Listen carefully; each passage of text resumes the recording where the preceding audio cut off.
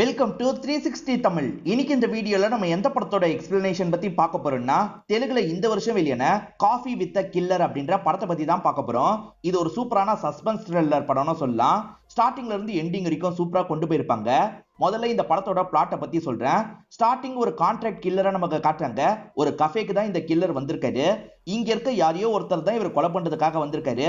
ஆனா யாருன்றது இவருக்கு தெரியல. மேல் இடத்துல சொன்னாதான் உங்களோட கதையை முடிக்கணும். நிறைய விதமான ஆட்கள்லாம் இந்த கஃபேல இருக்காங்க.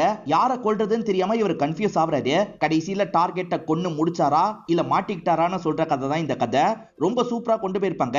கண்டிப்பா உங்க எல்லாருக்குமே பிடிக்கும்னு நம்புறேன். எக்ஸ்பிளனேஷனுக்குள்ள போறதுக்கு முன்னாடி வீடியோக்கு ஒரு லைக் போடுங்க. அது மூலியமா இந்த வீடியோ இன்னும் நிறைய பேர்கிட்ட கொண்டு போய் சேர்க்கப்படும். மேற்கொண்டு டைம் வேஸ்ட் பண்ணாம நம்ம நேரடியா எக்ஸ்பிளனேஷனுக்குள்ள போயிடலாம். படத்தோட ஸ்டார்டிங் சீனே ஒரு கான்ட்ராக்ட் கில்லரை நமக்கு காட்டுறாங்க. காசு கொடுத்தா யாரோட கதனால இவர் முடிப்பாரு போல. இப்ப ஸ்னைப்பரை வச்சு ஒருத்தரை காலி பண்றதுக்காக தான் ஒரு மாடிக்கு வந்திருக்காரு. அங்க இருந்து குறியெல்லாம் பாக்குறாரு. பக்கத்துல இருக்க ஒரு வீட்டுல இருக்கவரோட கதையை முடிக்கிறதுக்காக தான் வந்திருக்காரு போல. வெளியே உட்காந்துட்டு இருக்க அந்த நபரை இவர் குறி பார்த்துட்டு இருக்காரு. இப்ப அந்த நபருக்கு போன் கால் வருது. அவருமே அட்டன் பண்ணி பேசுறாரு. இவருமே எப்ப ஷூட் பண்ணலான்ற மாதிரிலாம் வெயிட் பண்ணிட்டு இருக்காரு. பேசி முடிச்ச அந்த நபர் இருக்கார்ல, போனை கீழே இறக்குறாரு. அதோட ரிஃப்ளெக்ஷன்ல கில்லர் இருக்கிறது இவருக்கு தெரிய வருது. இவருமே உசாரா இருக்கணும்ன்ற மாதிரிலாம் யோசிக்க ஆரம்பிக்கிறாரு. இப்ப திடீர்னு கில்லர் இருக்கிற இடத்தை இவர் நிமிர்ந்து பாக்குறாரு. கில்லருமே பயந்துடுறான். ஒளிஞ்சுக்கலாம் அப்படின்ற மாதிரி சட்டுன்னு ஒளிஞ்சுக்கிறான். கொஞ்ச நேரம் ஒளிஞ்சிட்டு இருக்கவன் இப்ப ஷூட் பண்ணலாம் அப்படின்ற மாதிரி எந்திரிச்சு ஷூட் பண்றதுக்காக வரான். பார்த்தா அந்த இடத்துல அந்த நபரை காணோம். அதுக்குள்ள எங்க போனாருன்னு கில்லர் யோசிக்கிறான். அந்த நபர் பார்த்தா கில்லர் இருக்கிற இடத்துக்கே வந்து கில்லர் அமைக்கிறது. அந்த கில்லரையே லாக் பண்ணி ஒரு இடத்துல உட்கார வச்சிருக்காரு. இப்ப கில்லருக்கு போட்டிருக்க மாஸ்க ஓபன் பண்றாரு. யாரா உன்னை அனுப்புனது? என்னையே முடிக்கிறதுக்காக வந்திருக்கியா? யார் அனுப்புனதுன்னு ஒழுங்கா சொல்லு, இல்லனா உன் கதையை முடிச்சிருவன்ற மாதிரிலாம் இவர் சொல்லிட்டு இருக்காரு. கில்லர் இருக்கான்ல, இதுக்கு முன்னாடி 38 கொலை பண்ணிருக்கேன், யாரையும் நான் காட்டி கொடுத்தது இல்ல, இப்பயும் காட்டி கொடுக்க மாட்டேன்ற மாதிரி சொல்றான். காட்டி கொடுக்கலனா ஷூட் பண்ணிடுவேன்ற மாதிரி இவர் சொல்லிட்டாரு. ஆனா கில்லர் இருக்கான் பாத்தீங்களா, அவர் கையில இருக்க கன்னை சட்டுன்னு புடுங்கிடுறான். இப்ப யோசிக்காம அவரோட கதையை முடிச்சிடுறான். நான் தான் சொன்னேன்ல, எந்த ஒரு டார்கெட்டையும் நான் மிஸ் பண்ணது இல்ல அப்படின்ற மாதிரி இறந்து போன அவரோட பாடியை பார்த்து சொல்றான். இந்த வேலையை இவன் நல்லபடியா முடிச்சிட்டான்ற மாதிரி நமக்கு காட்டுறாங்க. இப்போ ஒரு கஃபேவை நமக்கு காட்டுறாங்க. பெரும்பாலான கதை இந்த கஃபேல நடக்கிற மாதிரி தான் காட்சி பத்திருப்பாங்க.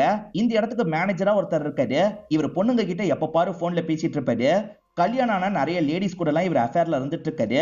இவர் எப்ப பாரு யார்கிட்டயாவது பேசிட்டு இருக்கிறத இங்க வேலை பார்க்குற ஒரு பையன் கவனிக்கிறான். எப்ப பாரு அடுத்தவனோட ஒய்ஃப் கிட்ட பேசிட்டு இருக்கீங்க, மாட்ட போறீங்கன்ற மாதிரிலாம் சொல்றான். அதை பத்திலாம் இந்த மேனேஜர் கவலைப்பட மாட்டாரு.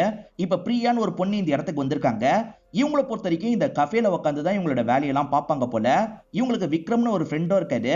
இந்த மேனேஜருக்கு விக்ரம நல்லா தெரியும். என்ன விக்ரம் வரலையான்னு கேக்குறாரு. விக்ரம்க்கு வேலை இருக்கிறதா சொன்னான், அதனால தான் நான் மட்டும் வந்திருக்கேன்ற மாதிரி சொல்லிட்டாங்க. இப்ப பிரியாவும் ஒரு இடத்துல உட்காந்து வேலையெல்லாம் பார்க்க ஆரம்பிக்கிறாங்க. ஆர்டர்லாம் எடுத்து இவங்களுக்கு காஃபி எல்லாம் கொண்டு வந்து தராங்க. இப்ப ரெண்டு பேரும் இந்த கஃபேக்கு வந்துட்டு இருக்காங்க. இந்த கிரீன் டி ஷர்ட்டை பொறுத்த வரைக்கும் ப்ரொடியூஸ் பண்ணலாம்னு நினைக்கிறது. பக்கத்துல இருக்கவரை ஆக்டர் ஆகிறதுக்கு ட்ரை பண்ணிட்டு இருக்காரு. சார் என்ன வச்சு ப்ரொடியூஸ் பண்ணுங்க, என் ஃப்ரெண்டு கிட்ட சூப்பர் கதை இருக்குன்ற மாதிரிலாம் சொல்லிட்டாரு.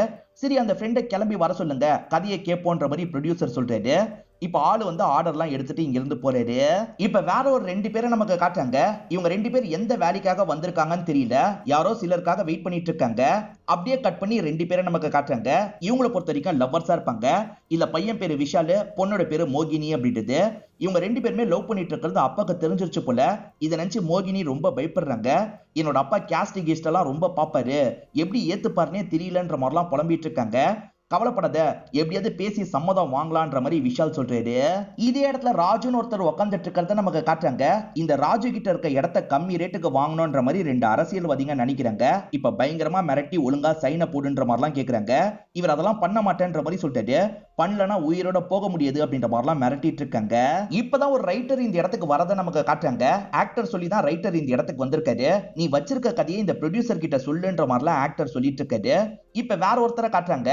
இவர் சாமியார் கிட்ட ஜோஷியம் கேட்கறதுக்காக தான் வந்திருக்காரு. அந்த ஜோஷியர் இருக்கார்ல, முதல்ல 10,000 ரூபாய் அனுப்பி விடுப்பா, அதுக்கப்புறம் தான் சொல்ல முடியும்ன்ற மாதிரி சொல்லிட்டாரு. இவர் பெரிய ஜோஷியரு. சரி காசு அனுப்பி விடலாம், பொறுமையா கேட்டுட்டு போலான்ற மாதிரிலாம் இவர் யோசிக்கிறாரு. இவர் பேரு சுரேஷ் அப்படின்றது. இப்ப 10,000 ரூபாய் அனுப்பி விடுறாரு. ஸ்டார்டிங் ஒரு கில்லரை காமிச்சாங்க பாத்தீங்களா, அந்த கில்லருமே இந்த இடத்துக்கு வந்துட்டு இருக்காரு. இப்பதான் காஃபி வித் கில்லர்னு படத்தோட டைட்டில போடுறாங்க. இந்த இடத்துல யாரையோ கொலை பண்றதுக்காக தான் வந்திருக்காரு போல. ஆனா டார்கெட் யாருன்றது இவருக்கே தெரிய மாட்டேங்குது. இப்பதான் இவருக்கு யார்கிட்ட இருந்தோ போன் கால் வருது. இவரை அட்டன் பண்ணி பேசுறாரு. கால் பண்றவர் யாரு என்னன்னு தெரியல, அவர் தான் இந்த வேலையை கொடுத்திருக்காரு போல.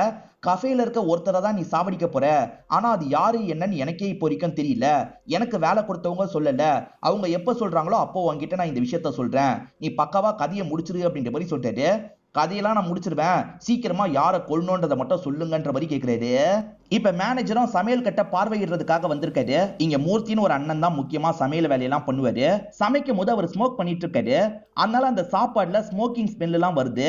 எதுக்காக இந்த மாதிரி பண்ணிட்டு இருக்கீங்க, எத்தனை வாட்டி உங்களுக்கு நான் வார்னிங் கொடுக்கறது, சமைக்கும் போது ஸ்மோக் மட்டும் பண்ணாதீங்கன்ற மாதிரிலாம் சொல்லிட்டாரு. ஆனா மூர்த்தி இவர் சொல்றத காதிலேயே வாங்க மாட்டாரு. நான் ஸ்மோக் பண்ணதான் செய்வேன், உன்னால முடிஞ்சதை பாத்துக்கோன்ற மாதிரிலாம் சொல்லிட்டாரு. இவங்க ரெண்டு பேருக்குள்ள பெருசா செட் ஆகாது போல. மேனேஜருமே சண்டை போட்டுட்டு இருக்காரு. அப்போ ஒரு பொண்ணு கிட்ட இருந்து கால் வந்துருது. அந்த பொண்ணு கிட்ட பேசுறதுல இவர் பிஸி ஆயிடுறாரு.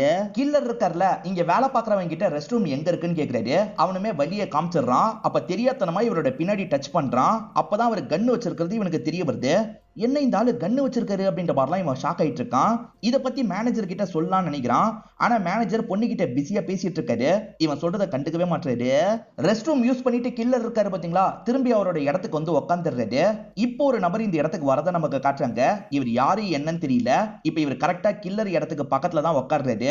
ஒரு பொண்ணோட பர்த்டே செலிப்ரேஷனுக்காக நிறைய பசங்க இந்த இடத்துக்கு வந்திருக்காங்க. பயங்கரமா சத்தம் போட்டுட்டு இருக்காங்க. இதெல்லாம் பாக்குற புது நபர் பயங்கரமா டென்ஷன் ஆயிட்டு இருக்காரு. இப்ப பாருங்களேன், கேக் எல்லாம் எடுத்து அந்த பொண்ணோட மூஞ்சில பூசுவாங்க, பார்க்கவே கடுப்பா இருக்கும்னு சொல்லிட்டாரு. அதே மாதிரி கேக் எல்லாம் எடுத்து அந்த பொண்ணோட முகத்துல பூசிட்டு இருக்காங்க. இதெல்லாம் பார்க்கும்போது எனக்கு கோவம் வருது, கன் எடுத்து ஷூட் பண்ணிடலாமான்னு தோணுது அப்படின்ற மாதிரிலாம் அவர் சொல்றாரு. இந்த விஷயத்தெல்லாம் கில்லரும் கவனிச்சிட்டு இருக்காருல, நீங்க சொல்றது உண்மைதான், எனக்கும் இதை பார்க்கும்போது கோவம் வருது, கன் எடுத்து ஷூட் பண்ணிடலாமான்னு தோணுது அப்படின்ற மாதிரிலாம் சொல்லிட்டாரு. கன்னு வச்சிருக்கீங்களா அப்படின்ற மாதிரி இந்த நபர் கேட்கிறாரு. சேச்சே, கன்னெல்லாம் இல்லங்க, சும்மா சொல்றேன் அப்படின்ற மாதிரி இந்த கில்லருமே சொல்றாரு. இப்ப கில்லருக்கு வேலை கொடுத்தவர்கிட்ட இருந்து கால் வருது. உன் பக்கத்துல இருக்கவன் சாதாரண ஆள் இல்ல, போலீஸ், அவன் கிட்ட பேச்ச வச்சுக்காத அப்படின்ற மாதிரி சொல்றாரு. இது போலீஸான்ற மாதிரி ஒரு சட்டுன்னு எந்திரிச்சிடுறாரு. எதுக்காக இப்ப ஷாக் ஆவற, அந்த போலீஸ்க்கு டவுட் வந்துற போது, போலீஸ்க்கு டவுட் வராத மாதிரி நீ அந்த இடத்துல இருன்ற மாதிரிலாம் சொல்றாரு. சரின்ற மாதிரி இந்த கில்லருமே ஏத்துக்கிறான். இப்ப கில்லர் இருக்கான்ல, கேஷுவலா வேலை பாக்குறவன கூப்பிடுறான். கூப்பிட்டு பாத்ரூம் எங்க இருக்குன்னு கேக்குறான். எத்தனை வாட்டி இவர் கேட்பாருன்ற மாதிரி அந்த வேலைக்காரனும் யோசிக்கிறான். இங்கதான் இருக்குன்ற மாதிரி வழியை காமிச்சிடுறான். போலீஸ் கிட்ட இருந்து தப்பிக்கிறதுக்காக தான் இவர் கூலா கேட்டுட்டு போற மாதிரி நடிக்கிறாரு. இப்பயாவது மேனேஜர் கிட்ட சொல்லிடலான்ற மாதிரி இந்த வேலை பாக்குற பையன் யோசிக்கிறான். மேனேஜர் பேசிட்டு இருக்கும் போதே நிறுத்திடுறான். நடந்த விஷயத்தெல்லாம் சொல்றான். என்னடா சொல்ற, கில்லர் வந்திருக்கானா அப்படின்ற மாதிரி மேனேஜர் ஷாக் ஆகுறாரு. இவன் சொல்றது உண்மைதானான்னு செக் பண்ணும் அப்படின்ற மாதிரிலாம் யோசிக்கிறாரு. அந்த கில்லர் ரெஸ்ட் ரூம்க்கு தானே போயிருக்கான். இவருமே அந்த ரெஸ்ட் ரூம் கிட்ட வந்துடுறாரு. அவன் ஒரு பாத்ரூம்குள்ள இருந்து போன் தான் பேசிட்டு இருக்கான். இந்த மாதிரி வெயிட் பண்ணி எனக்கு பழக்கமே கிடையாது, சீக்கிரமா யாருன்றதை சொல்லுங்க, நான் கதையை முடிச்சுட்டு போய்கிட்டே இருக்கன்ற மாதிரிலாம் கில்லர் பேசிட்டு இருக்கான். இந்த விஷயத்தெல்லாம் இந்த மேனேஜர் கவனிச்சிட்டு இருக்காரு. நான் சொல்றேன், ஒரு அரை மணி நேரம் மட்டும் வெயிட் பண்ணு அப்படின்ற மாதிரிலாம் அந்த நம்பர் சொல்லிட்டாரு. சரின்ற மாதிரி கில்லர் பேசி முடிச்சுட்டு வெளியே வராரு. கில்லர் வெளியே வரும்போது மட்டும் இந்த மேனேஜர் இருக்கார்ல, யூரின் பாஸ் பண்ற மாதிரிலாம் நடிச்சிட்டு இருக்காரு. ஆனா இவர் நடிக்கிறாரு அப்படின்றது கில்லருக்கு தெளிவா தெரிஞ்சிருது. நம்ம பேசின விஷயத்தெல்லாம் இவன் கேட்டிருக்க கூட வாய்ப்பு இருக்குன்ற மாதிரி கில்லர் யோசிக்கிறாரு. வேணும்ட்டே மேனேஜர் முன்னாடி கன் எடுத்து வெளியே வைக்கிறாரு. மவனே, நீ கேட்ட விஷயத்த வெளியே சொல்லணும்னு நினைச்ச, உன் கதையை முடிச்சிருவன்ற மாதிரி இன்டைரக்டா மிரட்டுறாரு. இந்த விஷயத்த மேனேஜருமே நல்லா புரிஞ்சுக்கிறாரு. ராஜுன்னு ஒருத்தர் ரெண்டு பேர் மிரட்டின மாதிரி காமிச்சாங்கல்ல, அவங்களுக்கு பக்கத்துல தான் கில்லர் வந்து உட்கார்றாரு. இவனுங்க மூணு பேர் என்னதான் பேசிட்டு இருக்காங்க அப்படின்ற மாதிரிலாம் கவனிச்சிட்டு இருக்காரு. மேனேஜர் இருக்கார்ல, நீ சொன்னது உண்மைதான்டா, அவன் கில்லர் தான், யாரையோ கொலை பண்றதுக்காக தான் வந்திருக்கான், கொன்னுகிட்டோன்னு சொல்லிட்டாரு. என்ன இவ்வளவு சாதாரணமா சொல்றீங்கன்ற மாதிரி ஒர்க்கர் கேட்கறான். ஏன்னா கொலை நடந்தா இந்த கஃபேவை பத்தி எல்லாருமே பேசுவாங்க, நமக்கு எப்படியும் சேல்ஸ் இன்க்ரீஸ் தான் ஆகும், யாராவது ஒருத்தர் இறந்தா நமக்கு என்ன அப்படின்ற மாதிரிலாம் இந்த மேனேஜர் சொல்றாரு. உன் கதையை முடிச்சிருவோன்ற மாதிரிலாம் ராஜுவை இவங்க ரெண்டு பேருமே மிரட்டிட்டு இருக்காங்க. இதை கவனிக்கிற இந்த கில்லருக்கு ஒண்ணு தோணுது, ஒருவேளை ராஜு தான் அந்த ரெண்டு பேரோட கதையை முடிக்கிறதுக்காக நம்மள அரேஞ்ச் பண்ணிருக்காரான்னு யோசிக்கிறாரு. இப்ப அரேஞ்ச் பண்ணிருக்க அந்த நபருக்கு கால் பண்ணிட்டாரு. ராஜுக்காக தான் நான் கொலை பண்ணுமா, கொலை பண்ணோன்னா சொல்லுங்க, பண்ணிடுறேன் அப்படின்ற மாதிரிலாம் சொல்லிட்டாரு. முட்டாள்தனமா பேசாத, இன்னும் டார்கெட் யாருன்னு எனக்கு தகவல் வரல, நான் தகவல் வந்ததுக்கு அப்புறம் சொல்றேன், அவசரப்பட்டு வேற யாரையாவது ஷூட் பண்ணிடாதன்னு சொல்லிட்டாரு. ஷூட் பண்ண மாட்டேன்ற மாதிரி கில்லரும் சொல்றான். இந்த ரைட்டர் கதையை நரேட் பண்ணிட்டு இருக்காருல, பாதியிலேயே கதையை நிறுத்திடுறாரு. என்னாச்சுன்னு ப்ரொடியூசர் கேட்கிறாரு. ஆர்டர் பண்ணது இன்னும் வரலன்ற மாதிரிலாம் சொல்லிட்டாரு. இதனால ப்ரொடியூசர் இருக்காருல, சீக்கிரமா அந்த டிஷ் எல்லாம் எடுத்துருவாமா அப்படின்ற மாதிரி அங்க இருக்க பொண்ணு கிட்ட சொல்லிட்டாரு. பொண்ணுமே மேனேஜர் கிட்ட டிஷ் வரதுக்கு ரொம்ப லேட் ஆகுது, கஸ்டமர்ஸ் கோவப்படுறாங்க அப்படின்ற மாதிரிலாம் சொல்றாங்க. இப்ப மேனேஜருமே உள்ள பாக்குறதுக்காக வராரு. உள்ள கதைலாம் பேசிட்டு இருக்காங்க. மூர்த்தி கதை பேசிட்டு இருக்கிறத பார்த்துதான் இவர் டென்ஷனா வராரு. டிஷ் ரெடி பண்ணி தர சொன்னா நீங்க கதை பேசிட்டு இருக்கீங்களா, இந்த மாதிரிலாம் பண்ணீங்கன்னா ஓனருக்கு கால் பண்ணி வேலையை விட்டு தூக்கிடுவேன்ற மாதிரி சொல்றாரு. முடிஞ்சா ஓனருக்கு கால் பண்ணிக்கோன்ற மாதிரி மூர்த்தியும் சொல்றாரு. இதனால மேனேஜர் இருக்கார்ல, ஓனருக்கு கால் பண்ணி பேசுறாரு. மூர்த்தி இந்த மாதிரிலாம் பண்ணிட்டு இருக்காரு அப்படின்ற மாதிரி கம்ப்ளைண்ட்லாம் பண்ணிட்டு இருக்காரு. சரி மூர்த்தி கிட்ட போனை தான்ற மாதிரி ஓனர் சொல்றாரு. இவருமே ஓனர் பேசுறாரு அப்படின்ற மாதிரி போனை தந்துடுறாரு. மூர்த்தி ஓனர் கிட்ட சகஜமா பேசுறாரு. போனை தரவா, சரி தரன்ற மாதிரி திரும்பி மேனேஜர் கிட்ட போனை தந்துடுறாரு. ஓனர் மூர்த்தி எல்லாம் திட்ட மாட்டாங்க, மேனேஜரை போட்டு தான் பயங்கரமா திட்டுறாங்க. அவரெல்லாம் நீங்க எதிர்த்து பேசாதீங்க, ரொம்ப வருஷமா அவர் இந்த ஹோட்டல்ல இருக்காரு, தூக்கணும்னா உங்களை தான் தூக்குவோம், அவரை தூக்க மாட்டோன்ற மாதிரிலாம் சொல்றாங்க. மேனேஜரும் இதுக்கப்புறம் வம்புலாம் வச்சுக்க மாட்டேன்னு சொல்லிட்டாரு. என்னப்பா என்ன சொன்னாங்க அப்படின்ற மாதிரி மூர்த்தி கிண்டல் பண்றாரு. இதுக்கப்புறம் இவர்கிட்ட பிரச்சனை எல்லாம் வச்சுக்க வேணான்ற மாதிரி மேனேஜர் யோசிக்கிறாரு. சைலண்டா இங்க இருந்து வெளியே வந்துடுறாரு. 2 பேர் வெயிட் பண்ணாங்கன்ற மாதிரி காமிச்சாங்கல்ல, அந்த 2 பேர்ல ஒருத்தர் போன் மூலியமா யார்கிட்டயோ பேசுறாரு.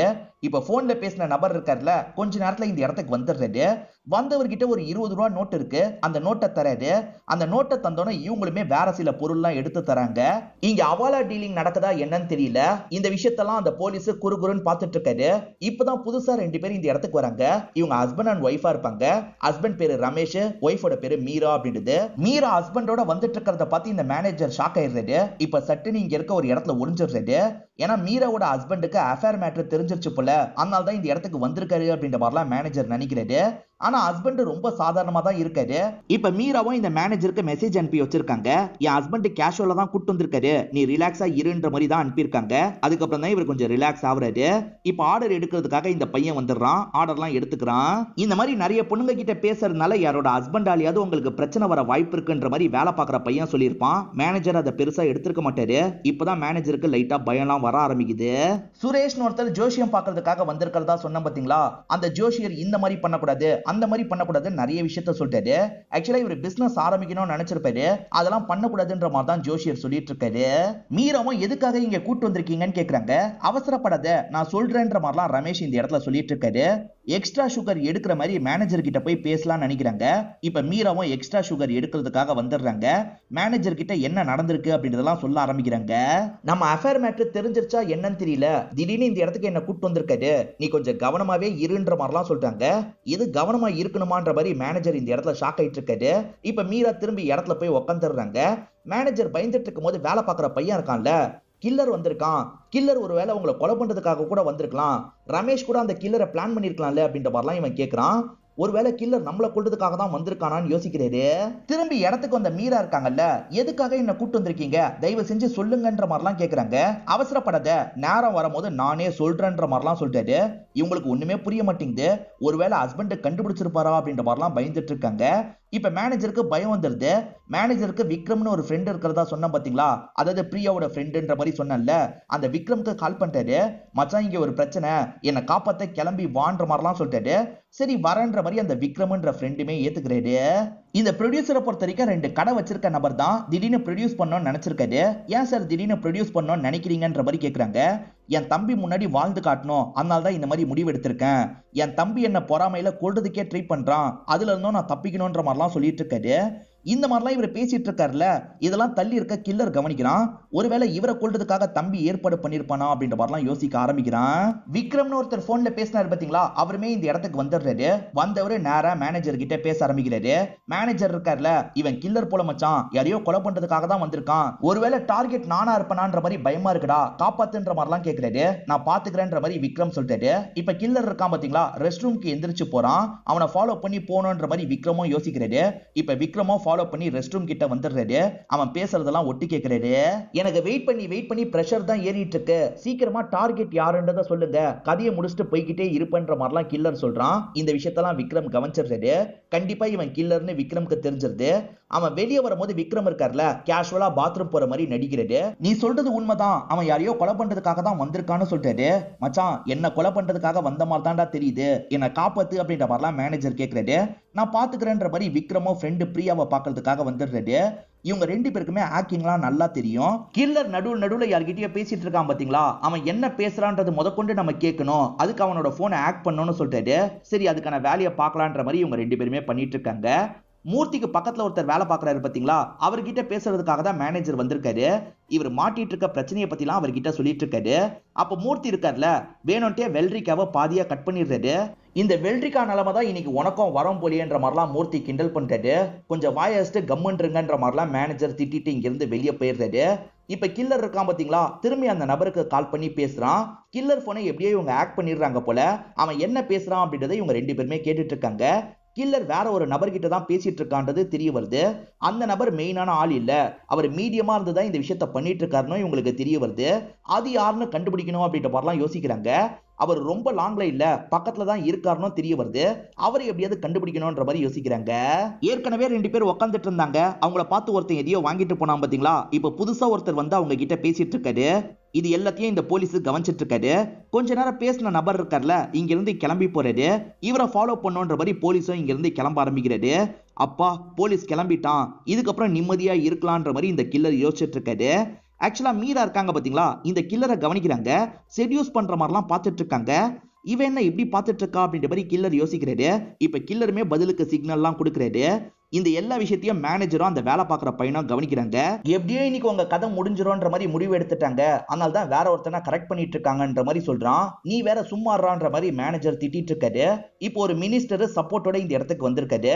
அதாவது மினிஸ்டர் கூட கார்ட்ஸ் எல்லாம் வருவாங்கல்ல, அந்த மாதிரி ஆளுங்க கூட தான் இந்த இடத்துக்கு வந்திருக்காரு. இதை பாக்குற இந்த மேனேஜருக்கு கொஞ்சம் சந்தோஷமா இருக்கு. நீங்க லஞ்ச் முதற்கொண்டு சாப்பிட்டு தான் போனோன்ற மாதிரிலாம் மினிஸ்டரை உட்கார வச்சிட்டு இருக்காரு. இது எல்லாத்தையுமே கில்லர் கவனிக்கிறான். மினிஸ்டரை தான் கொல்றதுக்காக வர வச்சிருக்காங்க போலன்ற மாதிரிலாம் யோசிக்கிறான். மினிஸ்டர்லாம் கொல்றதுக்கு நிறைய காசு வேணும்ன்ற மாதிரி சொல்றான். நீ மினிஸ்டரை கொல்றதுக்காக வரல, அதனால அவசரப்படாத, பொறுமையா இருன்ற மாதிரி அவன் சொல்றான். மினிஸ்டரை மீட்டிங்காக வேற ஒரு கஃபேக்கு தான் வர சொல்லியிருப்பாங்க. தெரியாதனமா இந்த கஃபேக்கு வந்திருக்காரு. நான் கிளம்புறேன்ற மாதிரி எந்திரிக்கிறாரு. சார், அவசரப்பட்டு கிளம்பிடாதீங்க, இன்னும் கொஞ்ச நேரம் இங்க இருங்கன்ற மாதிரிலாம் மேனேஜர் பேசி பாக்குறாரு. ஏன்னா மினிஸ்டர் இருந்தா கொஞ்சம் இவர் சேஃபா இருக்கலாம்ல, அதனால தான் பேசி பாக்குறாரு. ஆனா மினிஸ்டர் கண்டுக்காம ஆளுங்களை கூப்பிட்டு கிளம்பிடுறாரு. போலீஸ் யாரையோ ஃபாலோ பண்ணிட்டு போன மாதிரி நமக்கு காமிச்சாங்க பாத்தீங்களா. இப்ப போலீஸ் மட்டும் திரும்பி வந்துடுறாரு. இந்த கில்லருக்கு பக்கத்துல உட்கார்றாரு. ஆக்சுவலா லவ்வர்ஸ் ரெண்டு பேர் பேசிட்டு இருந்தாங்கல்ல, இப்ப அந்த பொண்ணோட அப்பா இந்த இடத்துக்கு வந்துடுறாரு. பேரு ஜெகதீஷ் அப்படின்றது. ஜெகதீஷே இவங்க ரெண்டு பேரையும் முறைச்சு பாக்குறாரு. இப்ப ரெண்டு பேர்கிட்டயும் உட்காந்து பேச ஆரம்பிக்கிறாரு. இந்த பையனை பத்தி இந்த பையன்கிட்டயே கேட்கிறாரு. இவனுமே ஃபேமிலியை பத்தி எல்லாம் சொல்றான். ஏழ்மையான ஃபேமிலின்றது இவருக்கு தெரிய வருது. என் பொண்ணை கல்யாணம் பண்ணி வசதியான வாழ்க்கை வாழலான்னு பாக்குறியா, என்னால இந்த லவ்வுக்கெல்லாம் சப்போர்ட் பண்ண முடியாதுன்ற மாதிரி சொல்லிட்டாரு. விஷாலுமே அப்படிலாம் இல்ல அங்கிள்னு பேசலாம் ஆரம்பிக்கிறான்.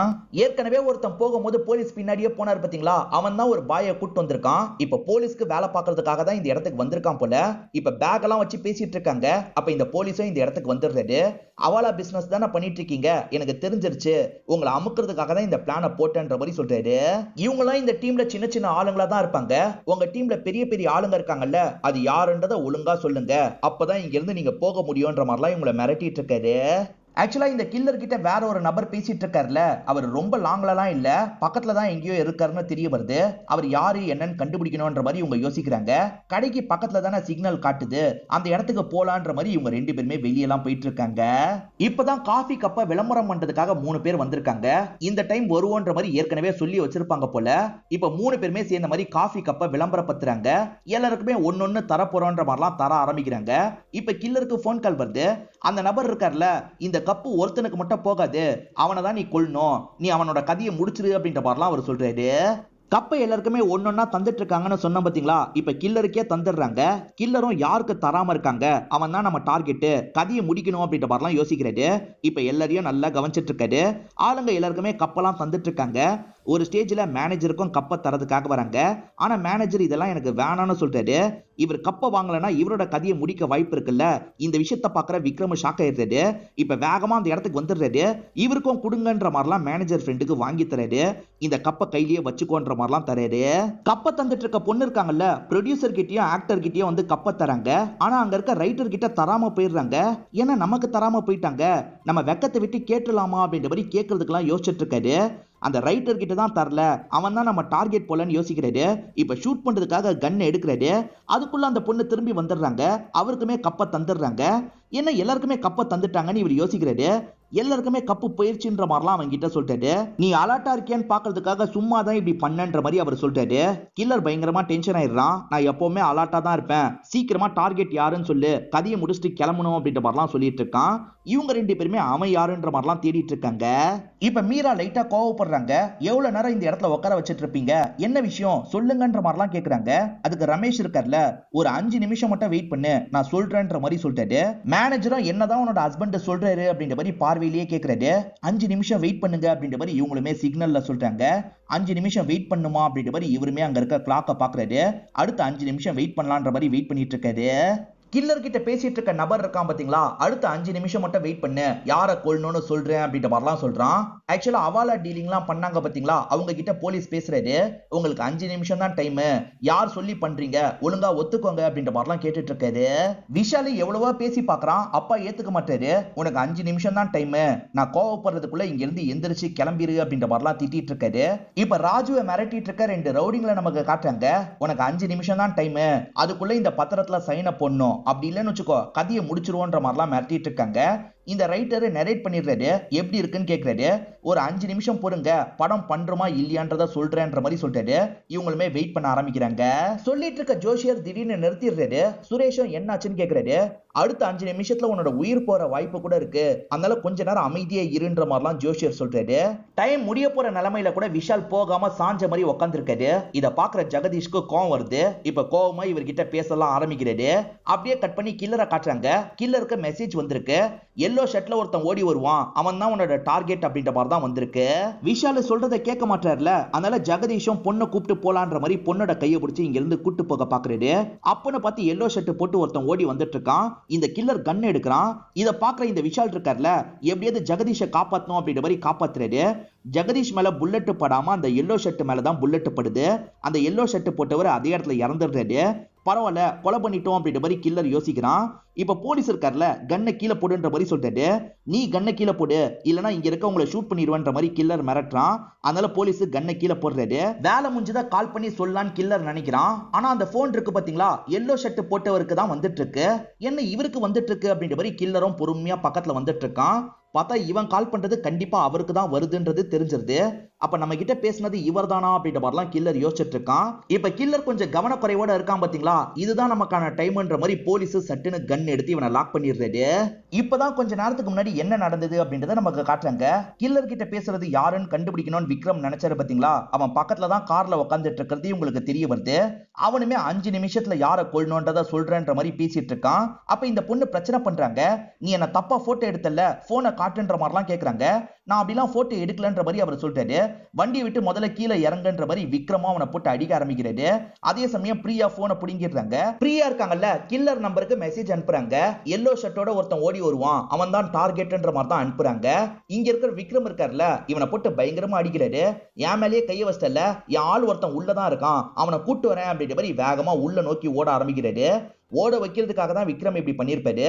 கில்லரை கூப்பிடுறதுக்காக தான் அவன் ஓடி வந்திருப்பான். ஆனா கில்லர் இவன் தான் டார்கெட் நினைச்சு ஷூட் பண்ணிருப்பாரு. இந்த கில்லர் ஷூட் பண்ண சவுண்ட் உள்ள இருக்க மூர்த்திக்கு கேட்டிருக்கோம். மூர்த்தி பயங்கரமா பயப்படுறாரு. வெளியே யாருக்கு என்ன ஆச்சுன்னு தெரியல, போலான்ற மாதிரிலாம் யோசிக்கிறாரு.